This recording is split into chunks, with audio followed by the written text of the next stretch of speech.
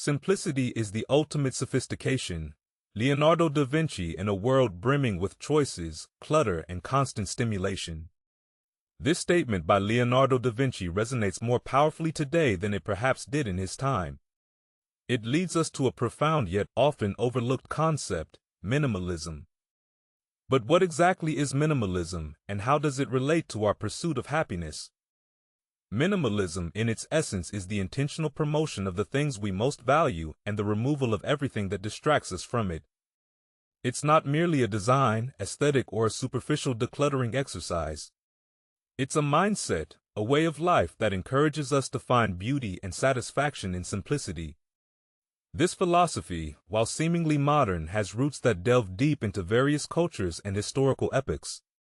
Its relevance has only magnified in our current age, where the excess and superficial often overshadow the meaningful and fulfilling.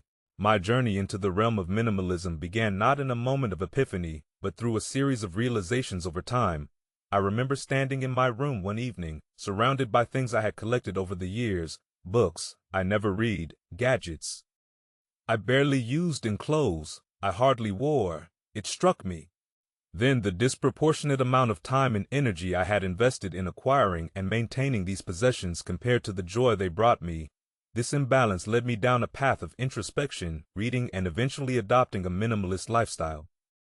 It wasn't just about getting rid of stuff, it was about recalibrating my life's priorities. In this video, we will delve into the multifaceted world of minimalism.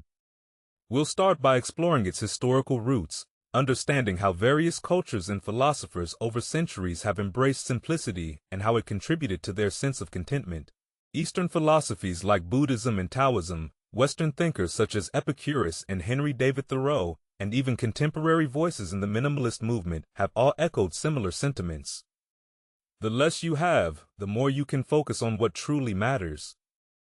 But how does this ancient wisdom hold up in the face of modern challenges? Our digital age, characterized by a constant barrage of information and material temptations, poses unique obstacles to a minimalist lifestyle. Hence, a significant part of our discussion will be dedicated to adapting minimalism in the digital era.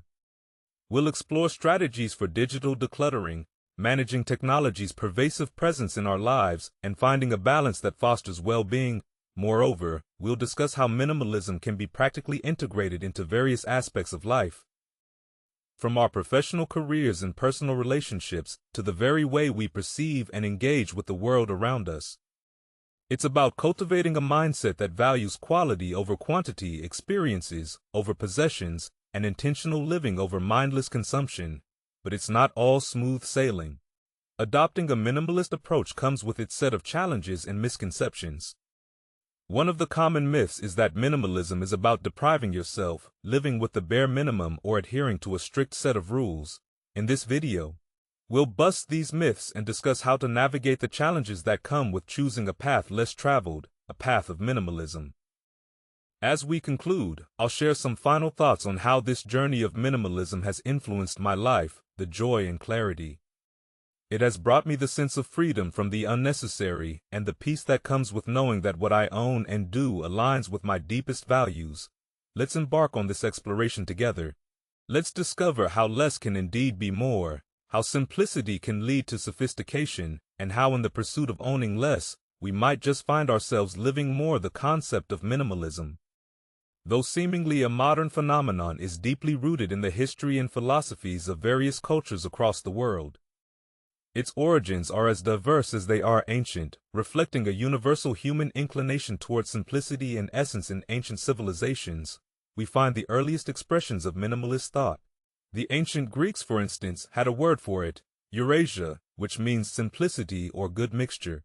This concept was central to the philosophy, art, and architecture, emphasizing balance and harmony over excess and embellishment. Philosophers like Socrates advocated for a life focused on the development of the soul rather than the accumulation of material wealth. His lifestyle and teachings laid the foundation for later philosophers like Diogenes and Epicurus, who further expounded on the virtues of living simply and contentedly with little. Simultaneously in the Eastern world, similar ideas were emerging. Buddhism, with its emphasis on detachment from material desires, aligns closely with minimalist principles. The Buddha taught that attachment is the root of all suffering, advocating for a life of moderation and mindfulness. Similarly, Taoism, with its principle of wu-wei, or non-action, encourages a harmonious way of living that is in alignment with the natural world, free from unnecessary excess in the monastic traditions of Christianity, Islam, and Hinduism. We also see a strong emphasis on simplicity. Monks and nuns in these religions often take vows of poverty and lead lives of minimal material possessions, focusing instead on spiritual growth and community service. This emphasis on spiritual rather than material wealth persisted through the Middle Ages, where despite the opulence of the nobility, the majority lived simply, often out of necessity rather than choice. During the Renaissance, a shift occurred as humanism and the pursuit of knowledge and artistic expression took center stage. However, this period also saw figures like Leonardo da Vinci, who despite his myriad inventions and artworks preached the virtue of simplicity. The Reformation further challenged the excesses of the Church with figures like Martin Luther, advocating for a return to the core teachings of Christianity, free from the elaborate rituals and opulence that had come to characterize the Church. The Enlightenment era brought a renewed focus on rational thought and individualism. Philosophers like Immanuel Kant and Jean-Jacques Rousseau emphasized the importance of living in accordance with one's own principles, often advocating for a simpler, more authentic way of life. Rousseau, in particular, criticized the artificiality of society and posited that man was happiest in a state closer to nature. The Industrial Revolution marked a significant departure from these ideals as mass production and consumerism began to take hold. Yet, even in this era, there were dissenting voices. The arts and crafts movement of the late 19th century, led by figures like William Morris, was a reaction against the excesses of industrialization, advocating for craftsmanship and simplicity in design. In the 20th century, minimalism began to take on its more modern form. The post-World War era, especially in art and architecture, saw a movement towards minimalism as a response to the complexity and trauma of the warriors. Artists and architects like Frank Lloyd Wright and Mies van der Rohe embraced simplicity, functionality, and the beauty of unadorned forms. This period also saw the emergence of the less is more philosophy, which has since become a mantra for the minimalist movement. Today, minimalism is often seen as a counter-movement to the rampant consumerism and digital overload of contemporary society. It's a re-emergence of ancient wisdom adapted to modern challenges, encouraging us to find fulfillment, not in possessions or status, but in experiences, relationships, and personal growth. As we trace the lineage of minimalist thought from the ancient world to the present, it's clear that this philosophy is not a trend but a timeless approach to living that has been revisited and reinvented across cultures and centuries. Its enduring appeal lies in its simplicity and universality. A call to focus on what's truly essential as we delve deeper into the realm of minimalism. It's essential to explore the perspectives of various philosophers who have shaped the minimalist ideology. Their teachings, originating from different corners of the world, converge on the principle of simplicity and the pursuit of a meaningful life. Buddhism, one of the world's oldest philosophies, offers profound insights into minimalism at its core. Buddhism teaches the middle way, avoiding both extreme indulgence and severe asceticism. Central to Buddhist thought is the concept of dukkha, often translated as suffering or dissatisfaction, which arises from attachment to desires and material possessions. The Buddha emphasized the impermanent nature of all things, advocating for detachment and mindfulness as paths to inner peace and enlightenment. This detachment isn't about deprivation, but about understanding the transient nature of worldly possessions and finding contentment in simplicity and the present moment. Taoism, another pillar of Eastern philosophy, also echoes minimalist principles. Its foundational text, the Tao Te Ching, written by Lao Tzu, emphasizes living in harmony with the Tao, the way, a principle that signifies the essential, unchanging nature of the universe. Taoism advocates simplicity, spontaneity, and frugality, encouraging adherents to align their lives with the natural order of things. The concept of wu-wei, non-action, or effortless action in Taoism is particularly relevant to minimalism. It suggests that the best way to live is by doing what comes naturally and not forcing or striving, thereby living a life of simplicity and authenticity. Moving to Western philosophy, we encounter Diogenes of Sinope, a Greek philosopher and one of the most famous figures of the Cynical school. Diogenes took minimalism to an extreme, advocating for a life of extreme simplicity and rejecting all forms of luxury. He believed that virtue was better revealed in action than in theory, and he lived this belief by eschewing societal norms and living a life free from possessions. His philosophy was not just about physical minimalism, but also about challenging the unnecessary complexities of social conventions. Epicurus, another Greek philosopher, offered a different angle on minimalism. His philosophy, Epicurean, is often misunderstood as advocating for indulgence in life's pleasures. But in reality, Epicurus promoted the idea of finding the greatest pleasure in the simplest of things. He argued that the key to happiness was to seek modest pleasures, to attain tranquility and freedom from fear, and to live in self-sufficiency. For Epicurus, minimalism was about focusing on what truly brings joy and avoiding the unnecessary desires that lead to disappointment and disturbance. In the 19th century, Henry David Thoreau, an American philosopher and naturalist, explored the concept of living simply in his seminal work, Walden. Thoreau's experiment in living in a small cabin near Walden Pond was a practical application of transcendentalist philosophy, which emphasized the importance of nature and the inherent goodness of people. He advocated for a life that was deliberate and essential, free from the clutter of unnecessary material possessions. Thoreau's reflections on simplicity and nature continue to be a significant reference point in discussions about minimalism today. In contemporary philosophy, minimalism is both advocated and critiqued. There are critiques of minimalism as a lifestyle choice, particularly in its modern commercialized form. Critics argue that minimalism as practiced by some can become another form of consumerism, a way to buy into a particular lifestyle that is marketed as simple but is in reality another form of consumption. This critique invites a deeper reflection on the essence of minimalism and challenges us to distinguish between its authentic practice and its superficial adoption. The discussion of minimalism in contemporary thought often revolves around the role of simplicity in our increasingly complex lives. Modern minimalists argue that in a world where we are constantly bombarded with choices and information, there's a profound peace and clarity that comes from simplifying, be it decluttering our physical spaces, streamlining our daily routines, or focusing on our most meaningful relationships and activities. Furthermore, minimalism in contemporary philosophy is often linked with the concept of mindfulness. It's seen as a way to live more consciously and deliberately, making choices that are more aligned with our values and less influenced by societal pressures or consumerist culture.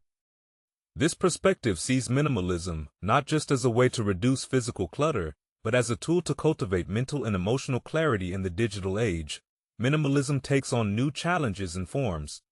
Philosophers and thinkers are now exploring what minimalism means in the context of digital consumption.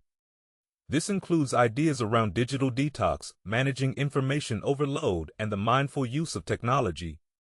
The emphasis here is on quality over quantity, not just in terms of physical possessions, but also in our digital interactions and media consumption. On the critique side, some philosophers argue that minimalism, especially in its more extreme forms, can be a privilege, that not everyone can afford the ability to choose simplicity. They argue assumes a certain level of security and resources. This critique challenges minimalists to consider the broader social and economic context in which they practice minimalism and to ensure that it is inclusive and accessible as we look to the future. The conversation around minimalism is evolving to include not just individual practices but also societal and systemic changes. Philosophers and thought leaders are beginning to explore how minimalism can inform policy, business, and community life, suggesting that the principles of minimalism could be a key to addressing some of the pressing challenges of our time. From mental health issues to environmental crises, the human tendency to form attachments to material possessions is a phenomenon deeply rooted in our psychology.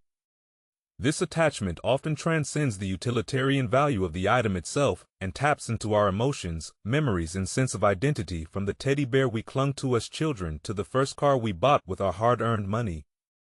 Possessions can become extensions of ourselves, representing our history, achievements, or even aspirations. Psychologists have explored this phenomenon extensively. One theory is that these attachments are a form of self-expression.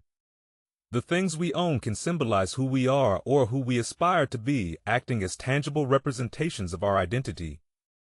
Another perspective sees these attachments as a result of the endowment effect, a cognitive bias that leads people to value an object more highly once it becomes their own. Furthermore, material possessions can also serve as a form of comfort and security in times of uncertainty or stress. Familiar objects can offer a sense of stability and continuity. They can anchor us to certain memories or periods in our life, providing a psychological safety net of sorts. The sentimental value of possessions is another significant factor in our attachment to them.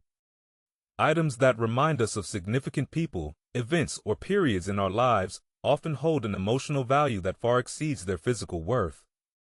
This can make the process of decluttering particularly challenging, as it's not just about discarding objects, but also about navigating the memories and emotions associated with them. Consumer culture also plays a crucial role in shaping our relationship with possessions from a young age. We are bombarded with messages that equate material success with happiness and fulfillment. This constant exposure can lead to the internalization of the belief that acquiring more and better possessions is a pathway to a happier life. It fosters a cycle of desire and acquisition, where satisfaction is perpetually deferred to the next purchase. Turning to the impact of clutter and excess possessions on mental health and happiness. Research has shown that there is a tangible connection between the two. A study published in the Journal of Personality and Social Psychology found that high levels of possessions in one's living space are linked to higher levels of cortisol, a stress hormone. This suggests that living in cluttered environments can lead to increased stress and anxiety. Another body of research focusing on the concept of materialistic strivings indicates that people who place a high value on material possessions and the acquisition of wealth tend to have lower levels of life satisfaction and higher levels of distress. This is in line with the theory of hedonic adaptation. The idea that the pleasure derived from new possessions tends to be short-lived, leading to a continuous cycle of desire and dissatisfaction. Minimalism emerges as a response to these psychological dynamics by consciously choosing to own fewer possessions. Minimalists aim to break free from the cycle of desire and dissatisfaction that characterizes consumer culture. The philosophy advocates that by reducing our reliance on external sources of happiness, we can cultivate a more sustainable form of fulfillment that comes from within. The act of decluttering itself has psychological benefits. It's often associated with feelings of accomplishment and control. Clearing our physical space can lead to a clearer mind, reducing feelings of overwhelm and increasing our ability to focus. Studies in environmental psychology suggest that environments with minimal distractions are more conducive to productivity and creativity. However, the process of decluttering and detaching from possessions is not without its challenges. For many, it involves confronting deeply ingrained habits and beliefs. It requires us to examine not just our physical belongings, but also our emotional and psychological attachment to them. This process can be both liberating and daunting, as it often involves a reevaluation of our values and priorities. Mindfulness is a key component in the minimalist approach to possessions. It involves being more deliberate about what we choose to own, asking ourselves whether each item adds value to our lives. This approach encourages us to move away from impulsive buying and towards a more thoughtful and intentional way of consuming. The philosophy of minimalism suggests that there is a certain joy to be found in owning less. This is not just about the absence of clutter, but about the presence of space that can be filled with experiences, relationships, and activities that bring genuine fulfillment. It's about creating room for what truly matters, allowing us to focus our time, energy, and resources on the aspects of life that contribute most significantly to our well-being. Minimalism also challenges the conventional definitions of success and happiness. It prompts a shift from measuring our worth by what we own to valuing ourselves for who we are and the quality of our lives. This redefinition is crucial in a world where material success is often glorified, as it allows for a more inclusive and varied understanding of what it means to live a fulfilled life. The essence of minimalism lies in its flexibility and personalization. It's a misconception that minimalism means living with the bare minimum or adhering to a strict set of rules in reality. Minimalism is about prioritizing what truly matters on an individual level. It's a personal journey that varies from one person to another, shaped by individual values, needs, and circumstances. For some, minimalism might mean living in a tiny home with just the essentials. while for others, it could be about having a more spacious home, but with only items that add value and joy. The common thread is the focus on simplicity and intentionally creating space for the things that are most important in life. The first step in adopting a minimalist lifestyle is self-reflection. It involves asking oneself key questions like, what are my values? What brings me joy and fulfillment? What are my life goals? Understanding these aspects will guide the process of deciding what to keep and what to let go of. This self-reflection sets the foundation for a more mindful and intentional approach to minimalism decluttering. The most tangible aspect of minimalism is decluttering, the process of removing unnecessary items from our living spaces. A practical way to start decluttering is by tackling one room or area at a time. This avoids the overwhelm that can come with trying to declutter your entire space at once. Items can be categorized into things to keep, donate, sell, or throw away, quality over quantity. Minimalism also advocates for choosing quality over quantity. It encourages investing in fewer but better quality items that will last longer, rather than accumulating many low-quality items that quickly become clutter. This not only reduces waste but also ensures a more sustainable and economical lifestyle. In the long run, digital minimalism in our digital age, minimalism extends beyond physical possessions to include our digital lives. Digital minimalism involves decluttering and organizing digital spaces like email inboxes, digital files, and social media accounts. It's about being selective with the digital content we consume and engage with, ensuring that our digital interactions are purposeful and add value to our lives. Time and commitment management. Minimalism is not just about physical and digital spaces. It's also about how we manage our time and commitments. It involves saying no to unnecessary commitments and focusing on activities that align with our values and bring us joy. This might mean setting boundaries such as limiting work hours or being selective about social engagements. Financial minimalism. Financial minimalism involves simplifying one's financial life. This can mean budgeting and cutting unnecessary expenses, focusing on paying off debts, and investing in experiences rather than things. It's about making financial decisions that support a minimalist lifestyle and help achieve long-term financial goals, experiences over possessions. A key aspect of minimalism is valuing experiences over possessions. This means prioritizing activities that create memories and foster personal growth, such as travel, learning new skills, or spending quality time with loved ones. This shift from material possessions to life experiences often leads to greater long-term happiness and fulfillment. Relationships and minimalism. Minimalism also applies to relationships. It encourages nurturing deep, meaningful connections rather than maintaining numerous superficial relationships. This might involve investing more time and energy in a few close relationships, leading to richer and more fulfilling interactions. Continuous process. Adopting a minimalist lifestyle is a continuous process, not a one-time event.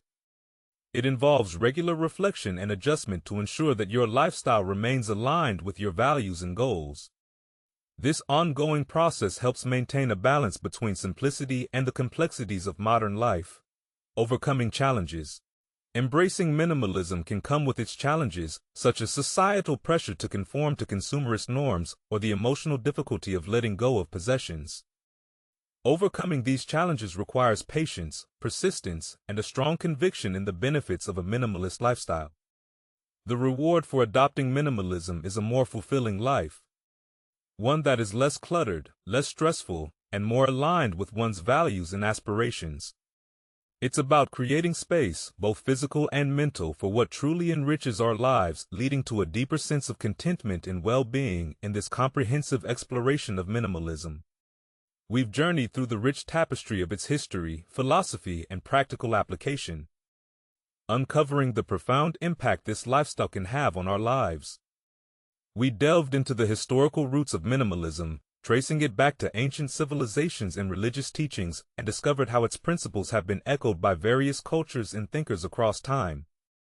This historical perspective provided a solid foundation, revealing minimalism as a timeless philosophy rather than a contemporary trend. We then examined the minimalist perspectives of influential philosophers, from the Eastern teachings of Buddhism and Taoism to the Western philosophies of Diogenes, Epicurus, and Thoreau. Their insights highlighted the enduring relevance of simplicity in life. In contemporary thought, we discussed modern interpretations and critiques of minimalism, expanding our understanding of its application in today's world, especially in the digital realm. The psychological relationship we have with our possessions was another critical area we explored. We uncovered why we form emotional attachments to items and the impact of clutter and excessive possessions on our well-being. This understanding paved the way to discuss minimalism in practice, emphasizing that it's a personalized approach defined by individual priorities and values. We shared practical tips on decluttering, adopting sustainable and ethical choices, managing time and commitments, and focusing on experiences over possessions. Throughout this journey, my personal reflections have only deepened my conviction in the power of minimalism to enhance our lives by stripping away the non-essential. We make room for what truly brings us joy and fulfillment. Minimalism, in its essence, isn't about having less for the sake of less. It's about making space for more time, more peace, more clarity, and ultimately more happiness. As we conclude, I encourage you to reflect on your own relationship with possessions. Assess how the principles of minimalism might bring a greater sense of purpose and fulfillment to your life. Consider experimenting with minimalist practices, be it through decluttering your space, focusing on meaningful relationships, or simply being more mindful of your consumption habits. Remember, the journey to minimalism isn't about deprivation. It's about enriching your life by paring it down to its most beautiful essentials. Let this be the start of a transformative journey where each step towards simplicity is a step towards a more fulfilling life. Embrace the essence of minimalism and discover the profound joy and serenity it can bring to your world as we move forward. Let's remember the words of Leonardo da Vinci: simplicity is the ultimate sophistication in simplicity. We find sophistication, clarity, and a path to true happiness. Let this journey be one of discovery, growth, and lasting fulfillment.